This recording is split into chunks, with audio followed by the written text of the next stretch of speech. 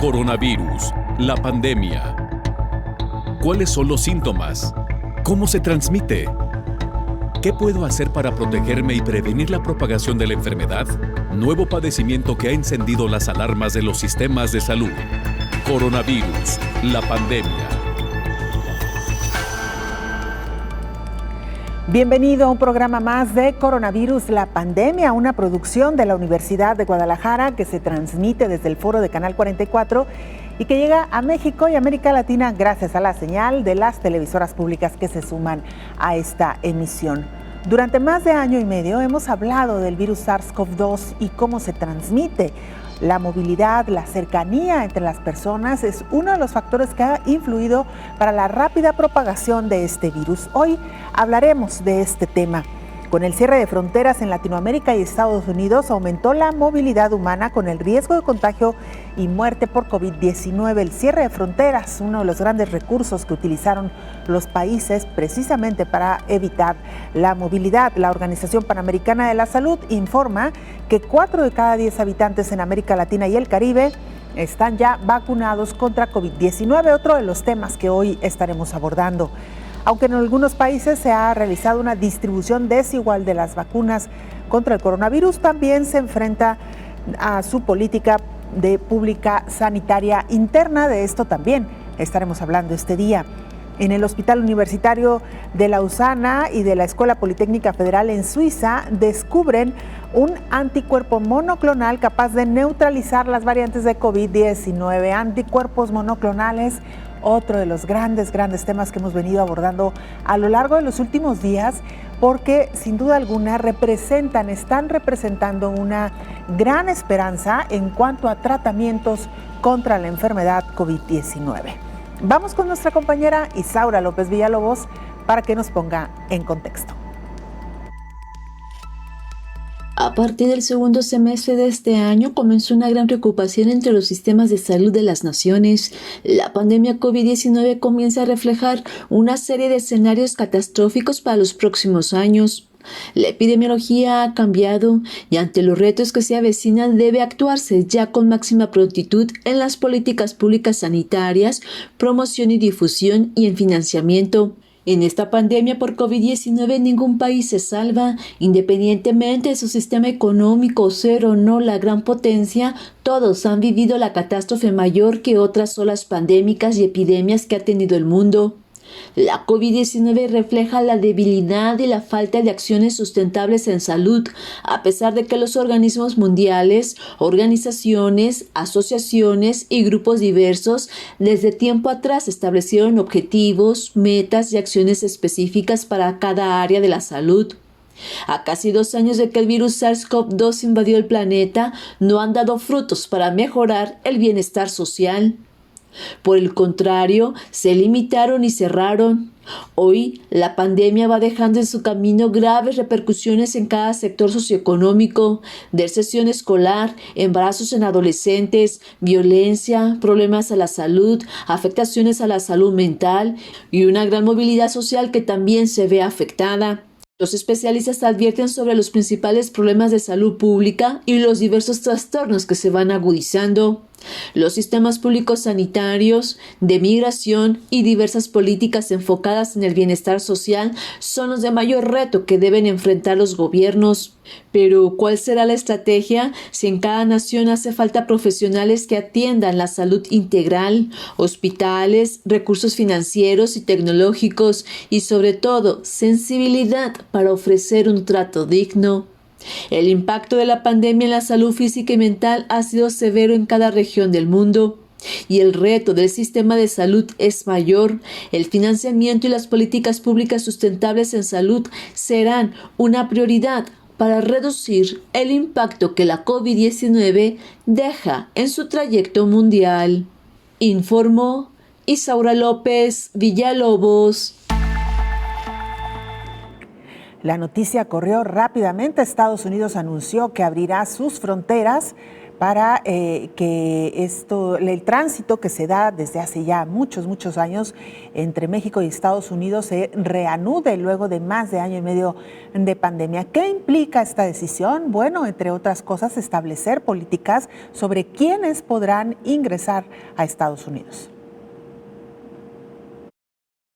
A partir de noviembre, el gobierno estadounidense abrirá las fronteras terrestres y aéreas con Canadá y México para viajes no esenciales, una política dirigida a quienes están completamente vacunados contra COVID-19. Por ahora hay que ver los tipos de certificados que México tiene. Hay muchas preguntas de diferentes tipos de universos de personas, dijo el secretario de Relaciones Exteriores mexicano, Marcelo Ebrard. Por lo que durante los próximos días el gobierno dará más detalles conforme haya avances con las autoridades de salud de la Unión Americana.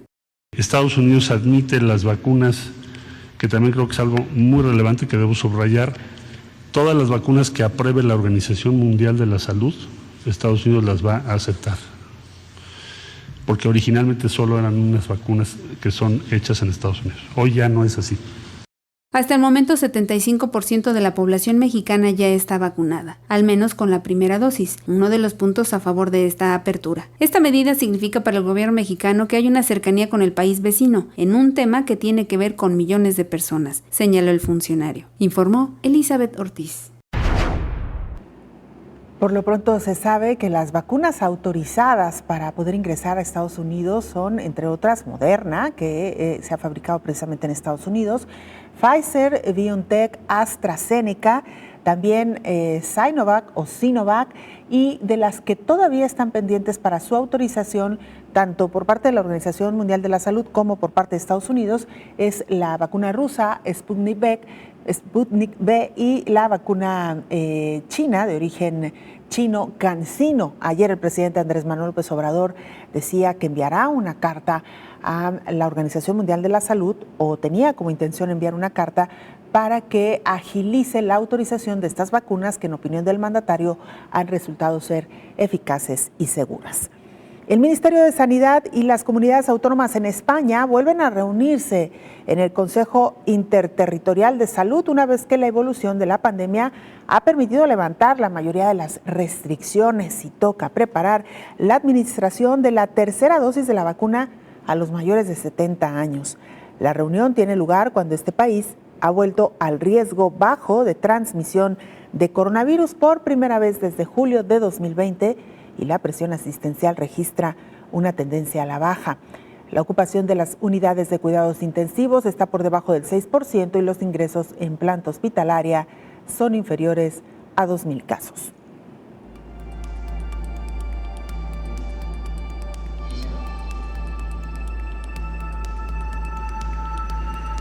Vamos a nuestro reporte diario que nos llega directamente desde la sede de la Organización Mundial de la Salud en Ginebra, Suiza. Nuestra compañera Verónica López, corresponsal de la agencia EFE, lo presenta. Verónica, ¿qué tal? Muy buen día, adelante. Hola, ¿qué tal? Buenos días, Belén, y buenos días a todo el auditorio de Canal 44.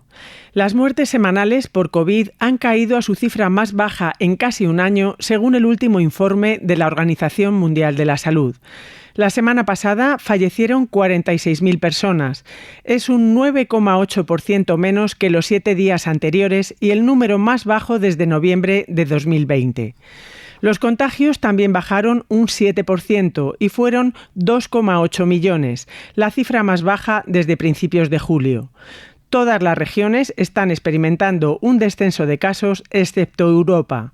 Respecto a la vacunación, la OMS insiste en que sigue siendo preocupante el bajo nivel en muchas naciones en desarrollo.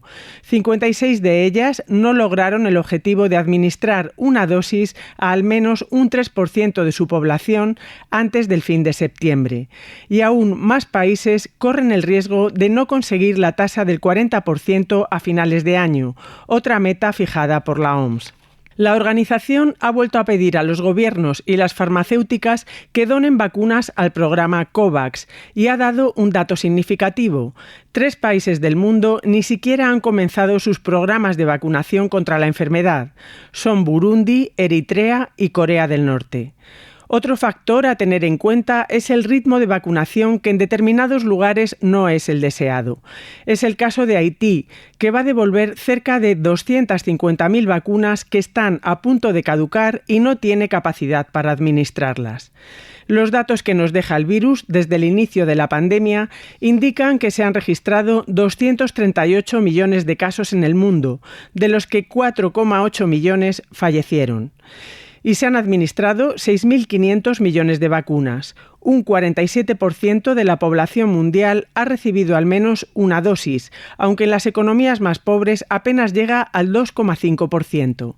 La Organización Mundial de la Salud va a seguir investigando cómo surgió la COVID y para ello ha nombrado un comité de 26 expertos que también estudiarán las causas de futuros patógenos peligrosos.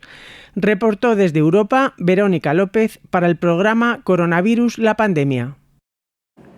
Asesores en vacunas recomiendan a la Organización Mundial de la Salud que autorice la aplicación de una tercera dosis, sobre todo para población de riesgo. El Comité de Expertos de la Organización Mundial de la Salud recomendó una dosis adicional de cualquiera de las vacunas que hasta el momento han sido aprobadas, pero solo para personas moderada o gravemente inmunodeprimidas y o mayores de 60 años, pero solo en el caso de las vacunas chinas. El Grupo Asesor en Vacunas de la OMS recomendó que pacientes con determinados grupos de riesgo reciban una tercera dosis adicional de vacuna contra la COVID-19, a pesar de que el organismo ha insistido en múltiples ocasiones que se compartan las dosis que se tienen con los países que tienen menos población vacunada, como en África u otras naciones de América Latina y el Caribe. Los expertos también recomendaron que la comunidad internacional se fije el objetivo de vacunar al 70% de la población mundial contra el coronavirus a mediados de 2022.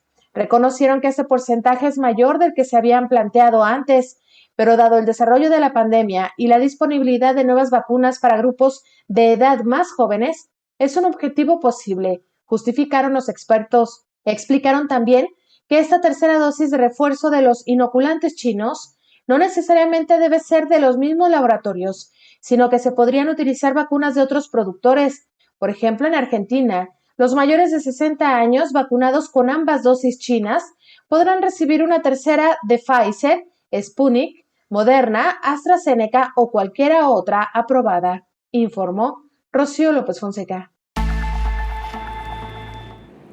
Vamos a hacer una pausa, es muy breve, regresamos con mucha más información.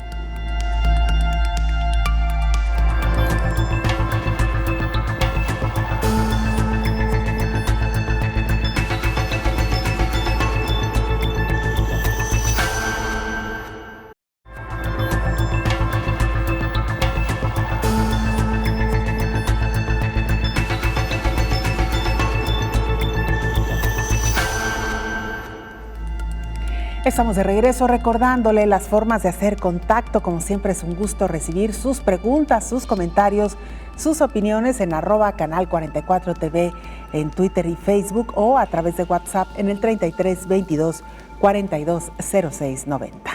Descubren científicos anticuerpos capaces de neutralizar a todas las variantes del virus SARS-CoV-2. Científicos del Hospital Universitario de Lausana y de la Escuela Politécnica Federal en Suiza anunciaron el descubrimiento de un anticuerpo monoclonal capaz de neutralizar todas las variantes de COVID-19, incluyendo a la variante virulenta Delta, una de las que más preocupa a las naciones por su capacidad de contagio.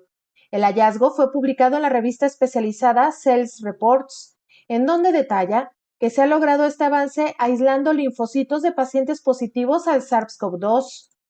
Según se explicó, el anticuerpo bloquea las proteínas de pico, que son los que le dan al virus su característica como de corona, y con ello impide que infecten células pulmonares, lo que detiene el proceso de réplica vírica y permite al sistema inmunológico del paciente eliminar el coronavirus del cuerpo. Los científicos aseguran además que el nuevo anticuerpo monoclonal es más duradero, ya que brinda protección para alrededor de 6 meses frente a las 3 o 4 semanas de otros anticuerpos. Este podría ser un tratamiento preventivo para personas no vacunadas por alguna razón, que están en riesgo de que si enferman puedan morir, o para personas vacunadas que no han podido producir una respuesta inmune. Los ensayos clínicos de un fármaco basado en estos anticuerpos empezarían a finales de 2022, informó Rocío López Fonseca. Mientras que la Organización Panamericana de la Salud advierte que podría ocurrir en la temporada de invierno en México un rebrote de coronavirus, de acuerdo con el número de defunciones que va a la baja durante estas últimas 4 semanas. Para la Organización Panamericana de la Salud, la temporada de frío propicia el alza de enfermedades virales como la influenza. La gerente de incidente para COVID-19 del organismo señala que México ha secuenciado cerca de 30,000 genomas completos del virus SARS-CoV-2. La recomendación de la OPS es aplicar una tercera dosis para las personas que tienen inmunosupresión moderada o grave, como cáncer activo, o recibieron trasplantes de órgano. Álvaro Mellizo es nuestro compañero corresponsal de la agencia EFE en Perú y desde ahí nos presenta el siguiente informe. Álvaro, qué gusto escucharte. Adelante. Hola, ¿qué tal? Muy buenos días, Belén, y buenos días a todo el auditorio del Canal 44.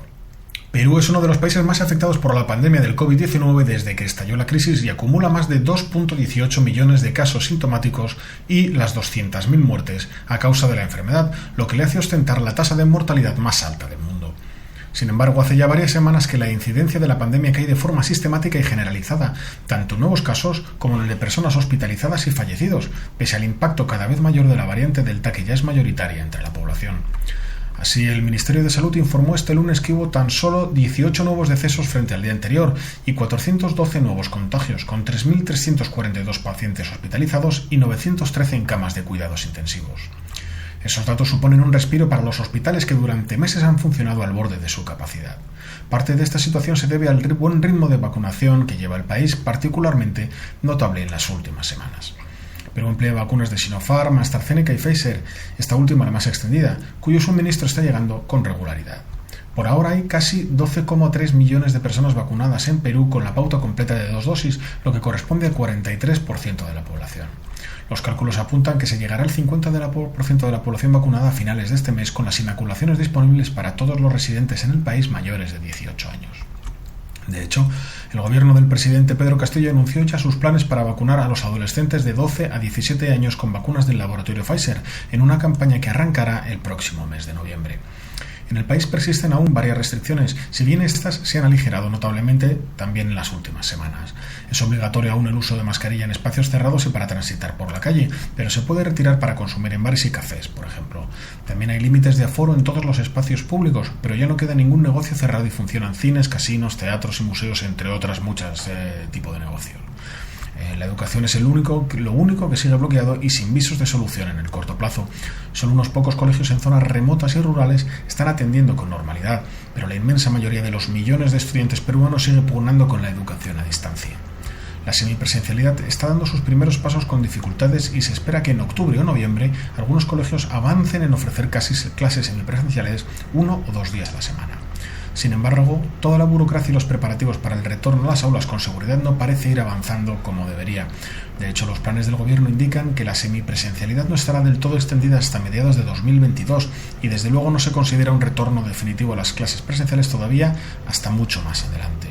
Los niños peruanos no pisan un aula desde diciembre de 2019, pues la pandemia golpeó en marzo del año 2020, cuando debían reincorporarse a las aulas tras el receso vacacional. Álvaro Mellizo reportó desde Perú para el programa Coronavirus, la pandemia. Muchas gracias, Álvaro, y por supuesto un saludo a nuestros hermanos peruanos. Y mira, hemos hablado también en diversas ocasiones de qué lecciones nos ha dejado esta pandemia, qué deberíamos de aprender y preservar y sobre todo utilizar en futuras pandemias, en futuras epidemias. Lo hemos dicho también, estas pandemias son cíclicas y definitivamente la del virus SARS-CoV-2 no será la última. Es por ello que a casi 2 años de la pandemia de COVID-19, la Organización Mundial de la Salud ha seleccionado a 26 expertos para formar el nuevo grupo científico asesor sobre el origen de nuevos patógenos. El comité nace con voluntad de permanencia y para convertirse en la referencia mundial sobre enfermedades infecciosas emergentes, aunque la primera misión que deberá afrontar será la de aclarar las dudas aún por resolver sobre el origen del SARS-CoV-2. 6 de los integrantes de este organismo, que por cierto se conoce como SAGO por sus siglas en inglés, trató sin éxito el surgimiento del virus, quien al visitar China se enfrentó a una serie de trabas para acceder a la información y denunciaron que las investigaciones estaban paralizadas y que el tiempo para descubrirlos se estaba agotando. El gran obstáculo sigue siendo las reticencias del gigante asiático para permitir a los expertos internacionales el libre acceso a toda la información científica disponible de los meses anteriores al descubrimiento oficial del virus en enero del 2020 en la ciudad de Wuhan. Esos momentos son claves porque es cuando el patógeno empezó a circular sin ser detectado al ser confundidos los cuadros clínicos que causaba con otras enfermedades respiratorias. Esta posición de China ha impulsado otras hipótesis como la fuga de un laboratorio.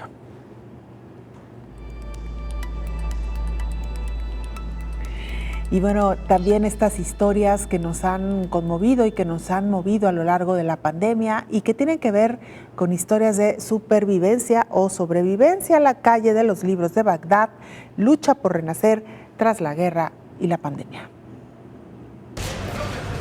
Es la calle Al-Mutanabi, una vía por la que a principios del siglo pasado transitaban sin parar ilustres pensadores, artistas y ávidos lectores para visitar lo que era una librería al aire libre en el centro histórico de Bagdad. Esto es lo que queda de ella. Los estragos de la guerra sectaria en los primeros años 2000 y la pandemia del coronavirus han dejado así una librería que ha sido el reflejo más fiel de un centro cultural y punto de encuentro de artistas, intelectuales y poetas que ha tenido la ciudad de Bagdad. La zona actualmente vive horas bajas tras los años de esplendor que convirtieron Bagdad en la ciudad más ilustrada de Oriente Medio. Cemento, ladrillos y herramientas son utilizados para reconstruir Al-Mutanabi, que ha sufrido crisis tras crisis y finalmente quedó destruida al completo en 2007 por la detonación de un coche bomba. Un ataque que se saldó con decenas de muertos y obligó a las autoridades a cerrar la calle durante más de un año. Ahora los comerciantes buscan la posibilidad de una buena renovación para que la cultura no muera en Bagdad.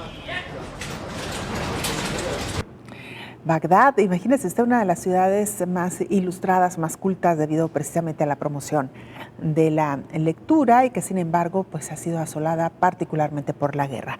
Expertos internacionales piden disposición para vacunarse en el que existe la probabilidad todavía de que aumenten casos y muertes por gripe o por enfermedades virales, incluso más que en años anteriores. Este organismo, estos expertos señalan que el virus se mantuvo en unos niveles inusualmente bajos en 2020 y 2021. A mediados de enero se habían detectado algunos casos, como en España, en donde hubo 6 casos. Este año, en la línea de lo que ha pasado en el hemisferio sur, se espera un pico de incidencias, siempre sin llegar a los datos anteriores a la pandemia. Otro de los retos, otra de las lecciones, de las enseñanzas que nos ha dejado esta pandemia tiene que ver con el cambio climático, que es considerado hoy por hoy un reto post-pandemia. Más de 2/3 del personal de salud mundial de 300 organizaciones que representan al menos a 45 millones de médicos pidieron a los líderes nacionales y a las delegaciones de los países de la Conferencia sobre Cambio Climático COP26 que establezcan compromisos ambiciosos si quieren mantener una recuperación saludable y ecológica tras la pandemia. El resultado de la quema de combustibles fósiles, que también impulsa el cambio climático, causa 13 muertes por minuto en todo el mundo, advirtió María Neira, directora de Medio Ambiente, Cambio Climático y Salud de la Organización Mundial de la Salud. Si se reduce la contaminación del aire, si alcanza las recomendaciones de la OMS en términos de niveles de material en partículas a 2.5, podríamos reducir un 80% el número de muertes que ocurren cada año debido a la contaminación del aire. Dijo que nunca ha sido más claro que la crisis climática es una de las emergencias de salud más urgentes que enfrentamos. Por ello, la OMS hizo un llamado a todos los países para que se comprometan a tomar medidas decisivas en la COP26 con el fin de limitar el calentamiento mundial a 1.5 grados centígrados. Informó Elizabeth Ortiz. Vamos a hacer una muy breve pausa para regresar con mucha más información.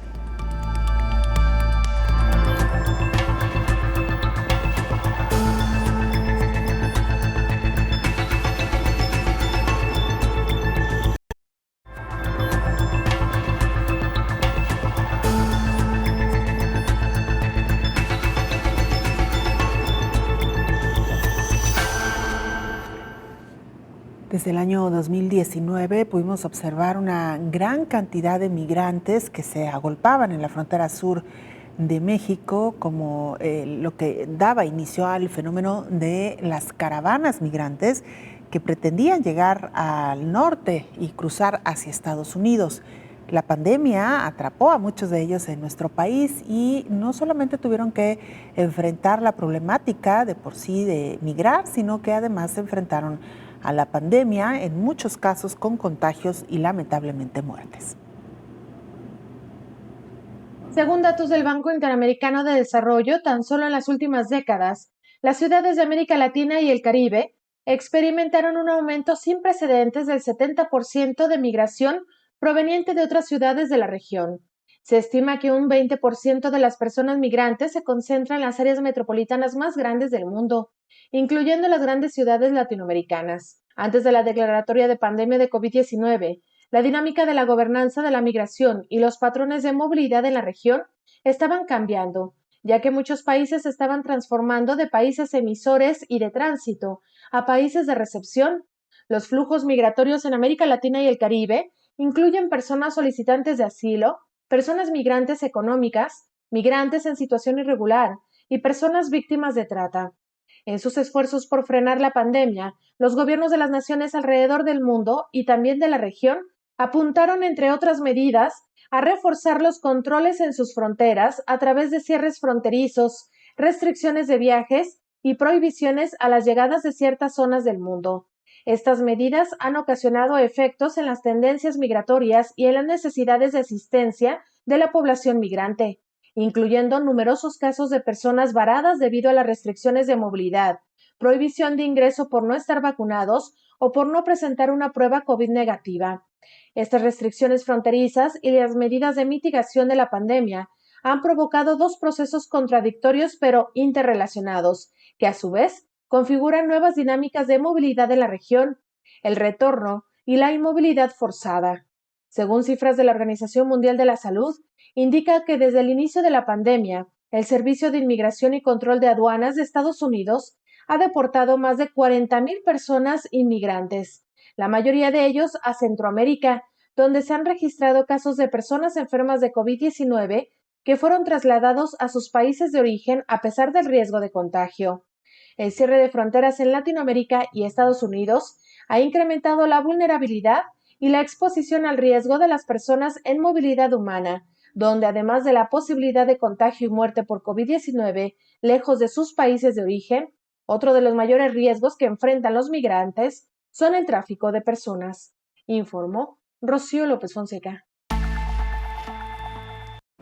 Nos da mucho gusto saludar, como siempre, al infectólogo Héctor Raúl Pérez Gómez, quien ya nos acompaña a través de la línea telefónica. Doctor, qué gusto escucharlo y saludarlo. Muy buen día. Igualmente, Belén, buen día. Qué gusto saludarte y saludar a nuestra amable audiencia. Gracias, doctor. El tema que hoy estamos abordando tiene que ver con uno de los factores que influyó, por lo menos al inicio de la pandemia, en la propagación rápida del virus SARS-CoV-2.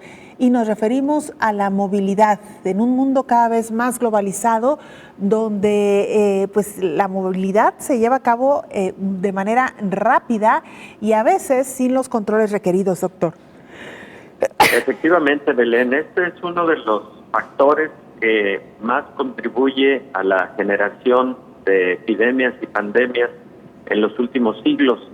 Es evidente que año con año se incrementa el número de personas migrantes o los flujos migratorios, que en estricto sentido no es lo mismo. Hay definiciones en momentos no muy bien homogeneizadas respecto de este concepto, pero por ejemplo la Organización para la Cooperación y el Desarrollo Económico estimó que para el año 2016, por ejemplo, los movimientos migratorios, por lo menos para los países que forman parte de esta organización, fue de alrededor de 5 millones de personas, que es un 20% más de lo que se venía observando 5 años previos. Es decir, en 5 años se incrementó en un 20%. Ahora, pues tú lo dices perfectamente bien, Belén. Vivimos en un mundo global en el que una buena parte de la actividad económica, comercial, turística, no se diga, pues representa ese comportamiento migratorio, esa movilidad internacional, y esto evidentemente es un factor que contribuye a la propagación de enfermedades infecciosas, entre otras, y lo hemos visto con las pandemias de influenza, lo hemos visto, por ejemplo, con algunas epidemias causadas por otros patógenos. También hay que recordar que la mayor parte de enfermedades infecciosas tienen lo que conocemos como el periodo de incubación, ese momento o ese periodo en el que el paciente se ha infectado pero todavía no desarrolla síntomas. Y durante ese periodo de incubación una persona puede hacer un viaje y luego desarrollar la enfermedad en el lugar de destino, y en ese lugar de destino puede empezar la transmisión de una determinada enfermedad que posiblemente para ese país, para esa ciudad, para esa región, no era una enfermedad infecciosa común, y sin embargo este fenómeno de traslado nacional, internacional, etcétera, pues lo puede convertir en un problema de salud pública.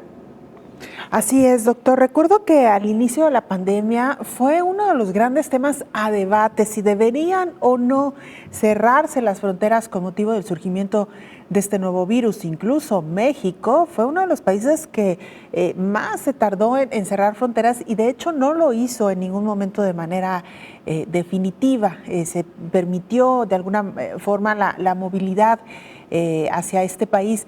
Y sin embargo, ¿qué nos ha enseñado esta pandemia, doctor? ¿Realmente sí es una forma de contener este tipo de transmisiones pese a el daño económico que eso pueda generar? Definitivamente sí es una medida, Belén. Es evidente que las decisiones se toman de forma diferenciada dependiendo de los países y el desarrollo que va teniendo la enfermedad, la pandemia, en este caso de COVID-19. Por ejemplo, hubo países que selectivamente cerraron fronteras para viajeros procedentes de determinada región, porque en esa determinada región estaba ocurriendo un mayor número de casos, una mayor incidencia de la enfermedad, y en cambio dejaron a ingreso libre a aquellos países en donde la tendencia de la pandemia era de baja transmisión, de baja incidencia. Entonces, son medidas que se toman de forma diferenciada dependiendo de la dinámica que está teniendo este fenómeno en un momento dado, pero en respuesta a tu pregunta de si es una medida importante, sí lo es, definitivo sí lo es. Los países que cerraron fronteras de manera más oportuna, sobre todo que cerraron fronteras a viajeros procedentes de lugares de alta incidencia de COVID-19, fueron los que lograron mayor control de la pandemia en su momento. Mira, por ejemplo, la misma China cerró fronteras, y cerró fronteras tanto para salir como para entrar al país. Corea del Sur cerró fronteras. No se diga Nueva Zelanda, que se considera uno de los países más exitosos en el control de la pandemia. Otros países europeos cerraron fronteras. Algunos de ellos lo hicieron un poco tardíamente, cuando ya tenían el problema encima. Los Estados Unidos cerraron fronteras. Por ejemplo, siguen teniendo cerrada la frontera a través de la vía terrestre a México, por ejemplo. Siguen teniendo cerradas fronteras para algunos países de alta incidencia. Esto me refiero a los Estados Unidos. Pero Estados Unidos ya tenía una alta transmisión de la enfermedad de forma interna, y de esa manera es que sigue siendo Estados Unidos el país con mayor afectación de la pandemia de COVID-19 en el mundo. Pero sí, definitivamente es una medida fundamental en la práctica de la sanidad internacional, Belén. Claro, doctor, a propósito de esto que menciona, nos lleva a una de las noticias más recientes, el anuncio que hace Estados Unidos en cuanto a la reapertura de su frontera con México y con Canadá para permitir los viajes no esenciales, que es lo que estaban prohibidos a lo largo de todos estos meses. Y surge, doctor, otro tema que también se ha puesto a discusión, incluso en el que han intervenido las autoridades federales, hasta el presidente López Obrador, sobre a quiénes se les permitirá el ingreso a estos países una vez que se reabran las fronteras. Ya lo hemos visto con Europa, doctor. Lo veremos con Estados Unidos, que ha publicado una lista de vacunas que están autorizadas para que aquellas personas que se inmunizaron con estos laboratorios sean los que puedan ingresar. Han dejado fuera de esta lista vacunas como Sputnik V y CanSino, doctor. Sí, efectivamente han dejado fuera el caso de las personas vacunadas con alguna de las vacunas fabricadas en China, como el caso de CanSino.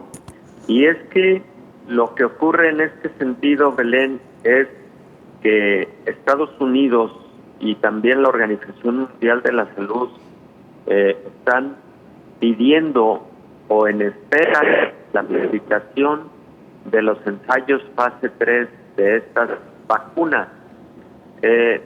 Quienes nos escuchan se podrán preguntar, a ver, ¿cómo que se está esperando el resultado de los ensayos fase 3?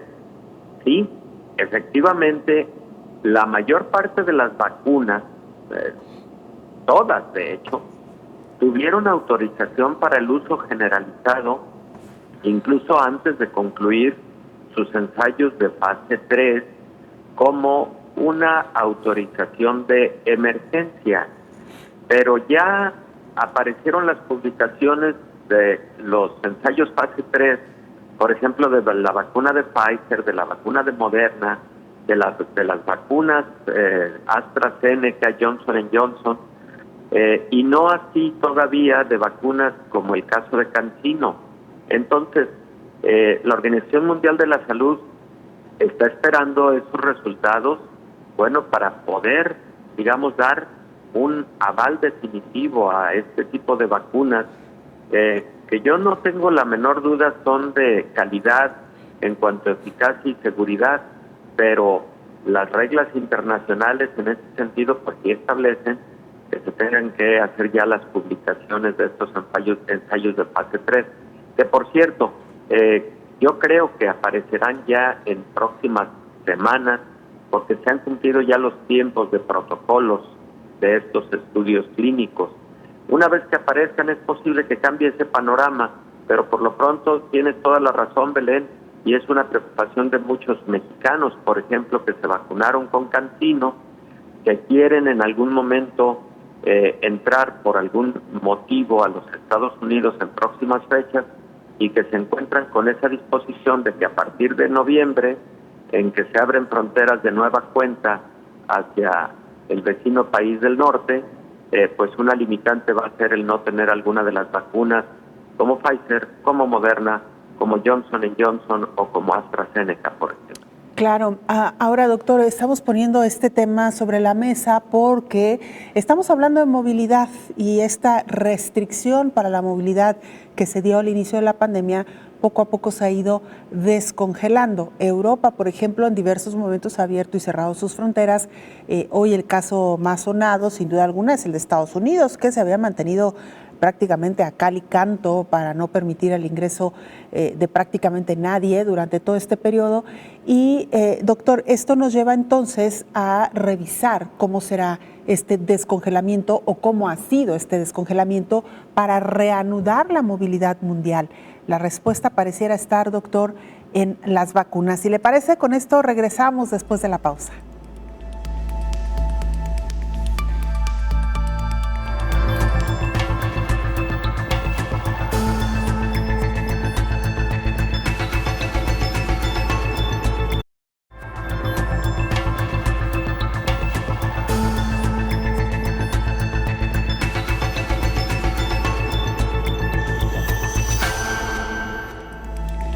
La Organización Panamericana de la Salud reporta que 26 países vacunaron ya a más del 40% de su población. En América del Norte y del Sur, los casos de COVID-19 van a la baja en un entorno en el que algunos países ya muestran avances de población vacunada. En el corte semanal, la directora de la Organización Panamericana de la Salud, Carissa Etienne, informó que 4 de cada 10 habitantes están vacunados contra esta enfermedad. Nuestra región ha adoptado las vacunas y el 39% de las personas están plenamente vacunadas contra COVID en toda América Latina y el Caribe. También es muy alentador ver que 26 países y territorios de las Américas ya han vacunado al 40% o más de sus poblaciones. Pero esa no es la realidad en todas partes. En demasiados puntos la cobertura es mucho menor, advirtió. Los países rezagados que requieren atención especial son 6, los cuales tienen el desafío de llegar a proteger al 20% de su población. Se trata de Jamaica, Santa Lucía, San Vicente y las Granadinas, Haití en el Caribe y Guatemala y Nicaragua en Centroamérica. En todos estos países, la disponibilidad de vacunas debido a la distribución desigual de las dosis ha sido un desafío fundamental. Pero muchos de estos países se enfrentan a sus propias barreras. En Jamaica, los retrasos en el suministro se han interpuesto. En Guatemala, la escasez de jeringas ha retrasado las campañas de inmunización. En Haití, los desafíos logísticos continúan retrasando el lanzamiento de las dosis disponibles. Y en todo el Caribe, las dudas sobre las vacunas entre algunos grupos siguen siendo un problema, informó Elizabeth Ortiz.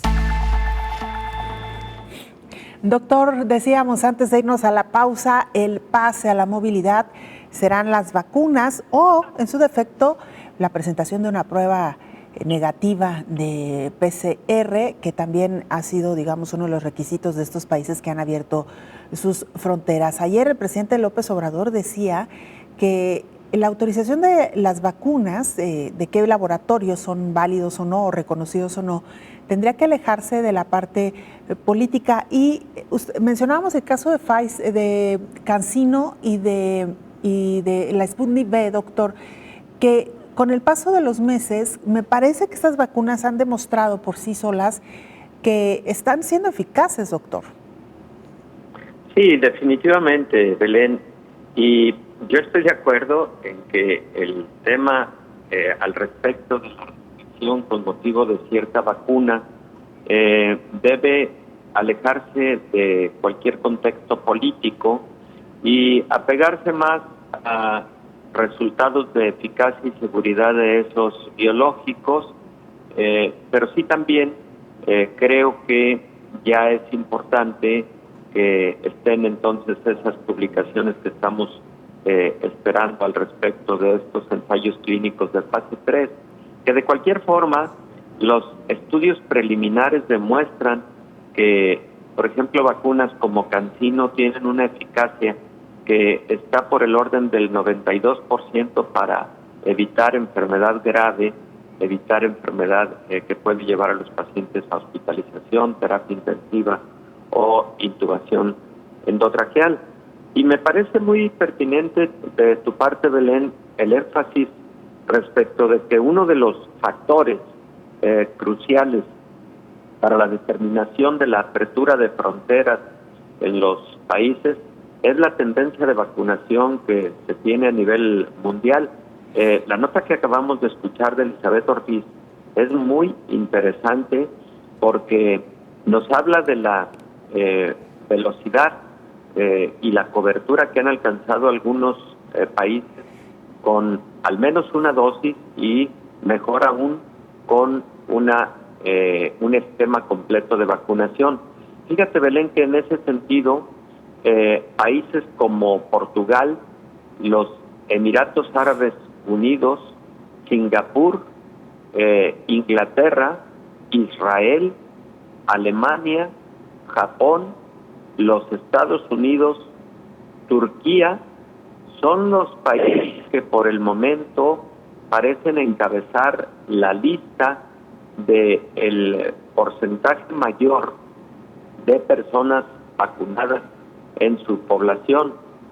Por ejemplo, Portugal y Emiratos Árabes traen un porcentaje de vacunación con esquemas completos a su población del 83-84%. Por ejemplo, Israel está por ese mismo orden, lo recordamos como uno de los países líderes en la vacunación. Alemania está en el 64%, Japón en el 63%, etcétera. ¿Qué porcentaje, por ejemplo, tiene de población completamente vacunada México? La respuesta es, en este momento, el 36.7% de su población. Pero, ¿qué porcentaje de la población mundial se encuentra completamente vacunada? Es decir, con esquema completo, el 35.2%. Es decir, México está ligeramente por arriba de la media mundial, pero todavía la mayor parte de países latinoamericanos, Belén, sigue teniendo una lejanía respecto de los países líderes que, como te comento, son principalmente Portugal, Emiratos, Singapur, Reino Unido, Israel, Alemania, Estados Unidos, Japón, entre otros, ¿no? Entonces, sí hay que acelerar el paso si queremos que la movilidad sea de mayor seguridad, la movilidad internacional, y con eso se pueda volver pues a una relativa normalidad en cuanto a actividades comerciales internacionales en este mundo tan globalizado, y también actividades pues incluso de orden turístico, ¿no?, que son también importantes desde el punto de vista tanto de la salud mental, ayer que hablábamos de ese punto, y también son parte de la actividad económica de los países. Sin duda alguna, doctor, esto es importantísimo. Y bueno, pues sí, las personas que se vacunaron con alguno de estos laboratorios que todavía no están siendo reconocidos, ¿hay alguna recomendación, doctor? Hemos hablado aquí de la revacunación. Si algunas de estas personas necesitan viajar por algo necesario, ¿tendrían que revacunarse o simplemente recurrir a una prueba de PCR negativa, doctor? Pues Belén, mira, recurrir a una prueba de PCR negativa es importante y además muchos países lo van a seguir solicitando. Otros, digamos, han flexibilizado un poco la medida y han aceptado que sea una prueba de antígeno negativa, que por cierto ahí habría que hacer una reflexión, si quieres lo dejamos en paréntesis y lo comentamos en un minutito más, pero en relación a las vacunas, la pregunta de cada día es la siguiente, Belén, para no evadirla, porque además es difícil de responder, la pregunta cotidiana es, oiga, yo me vacuné con CanSino, me vacuné hace 6 meses y tengo un viaje próximo, por ejemplo, a un país en el que la exigencia es vacunación completa con Pfizer o con alguna otra vacuna. ¿Qué debo hacer? No está en este momento establecido, aceptado por la Organización Mundial de la Salud y por la mayor parte de agencias regulatorias el recibir una vacuna adicional por motivo de ese requerimiento administrativo migratorio. No está esa guía que quisiéramos tener para poder dar finalmente un consejo definitivo, un consejo de suficiente calidad en apego a evidencia científica. Lo que sí está definido es que a los 6 meses aproximadamente de haber recibido casi cualquier vacuna, Belén, casi cualquier vacuna, empiezan a reducirse los niveles de anticuerpos y de células del sistema inmune que se generaron con motivo de la vacuna. Y por eso cada vez escuchamos con mayor frecuencia, con mayor intensidad, el comentario de que muy pronto estará una recomendación generalizada para poder aplicar una dosis de refuerzo, posiblemente entre 6 y 12 meses después del esquema inicial. Pero eso todavía no está, insisto, en las guías internacionales oficiales y tampoco en la mayor parte de las agencias regulatorias de los países en específico. Solamente algunas excepciones, por ejemplo, el caso de Israel y los adultos mayores. El caso de Israel, por ejemplo, y el personal de salud, en donde ya se está recomendando de manera formal la tercera dosis o la dosis de refuerzo.